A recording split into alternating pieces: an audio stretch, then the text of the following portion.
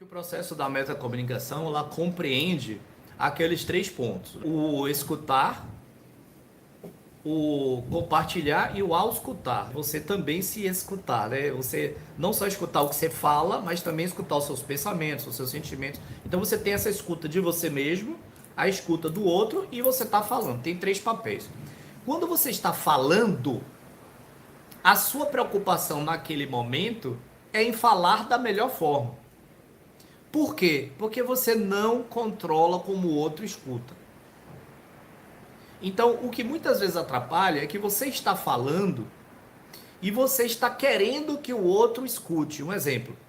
Eu estou falando e estou, mas você não está escutando? Escute. Ou seja, você está querendo interferir em algo que você não tem controle. Você controla aí como você está falando. Então, se eu estou falando rápido e não estou conseguindo me fazer entender, eu posso falar mais devagar. Se eu estou sendo técnico e não estou sendo entendido, eu posso ser um pouco mais metafórico. Se eu estou falando alto, eu posso baixar a voz. Se eu estou... Então, é você olhar para como você está falando, quando você está no papel de emissor.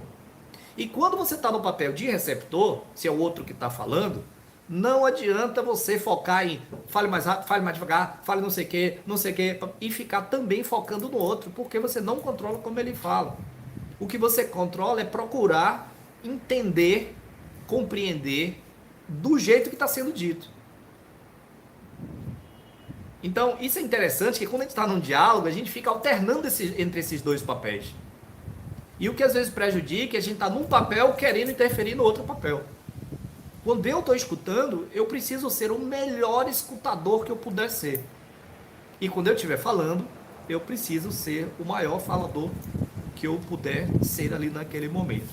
Agora, tem como você fazer alguma inferência de maneira assertiva? A gente viu sobre assertividade, sobre o papel do outro? Sim, tem.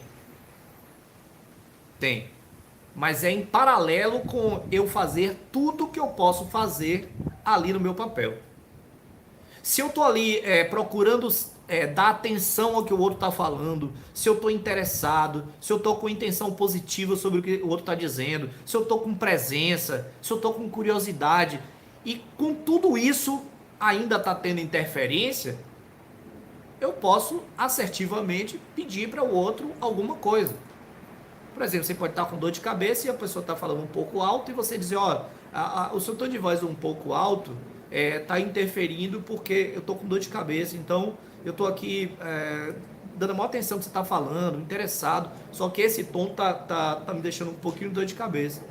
Você pode ser aberto, sincero, você pode se abrir, né, para o outro, e acho que até deve, na verdade, mas desde que você esteja ticando as suas funções no papel que você tá, que nesse caso, como eu falei, é de quem estava escutando. E de quem está falando a mesma coisa. Você está falando e o outro está começando a virar a cabeça, pá, meio que se desinteressar,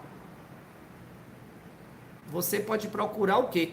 Poxa, como eu posso me tornar mais interessante para essa pessoa, ao invés de ficar, pô, preste atenção, pá, você não está olhando para mim, bababá, entende? Resgatar a pessoa através da sua melhora enquanto orador naquele momento. Uma das coisas, para de falar. Você não sabe como isso dá resultado. Às vezes é o contrário, a gente quer falar mais e quer falar mais e tal. Você simplesmente para de falar. Isso dá tão certo com pessoas desatentas. É muito legal isso, assim. Você tá falando, a pessoa tá lá, daqui a pouco, aí você para de falar. Às vezes gera até um gap, viu? Às vezes a pessoa leva uns segundões, assim, até perceber, porque ela tá tão amarradão, distraiu ali no que ela tava fazendo, que ela tá... Aí daqui a pouco ela percebe um silêncio, assim, ela olha assim pra você. Aí você resgatou a atenção dela. Às vezes é você mudando o tom da sua fala. Às vezes é a velocidade da fala. Às vezes você trazer um elemento inusitado. Você está falando sobre trabalho e de repente você está falando, viu que perdeu a atenção da pessoa e fala, rapaz, o Bahia ontem tomou 1-0, hein? Isso chama quebra de estado na PNL. A pessoa toma um susto, assim, ela tá aqui, você tá falando, não sei o que, porque o relatório, isso que o Bahia trouxe de volta, quebrou o estado. Então tem diversas técnicas que a gente utiliza que é para resgatar o outro sem ir lá e chacoalhar. Porque quando você chacoalha, a gente já viu que não dá certo. O que dá certo? Atiçar a consciência do outro sobre como ele está nesse momento. De 0 a 10, como é que está seu nível de atenção? Pô, não, realmente eu distraí aqui no celular. Pô, diga, agora eu vou prestar atenção em você. Então você pode fazer essas intervenções, mas desde que você esteja ali, ó, ticando o seu papel. Ou falando ou escutando, a depender do papel que você está ali naquele momento.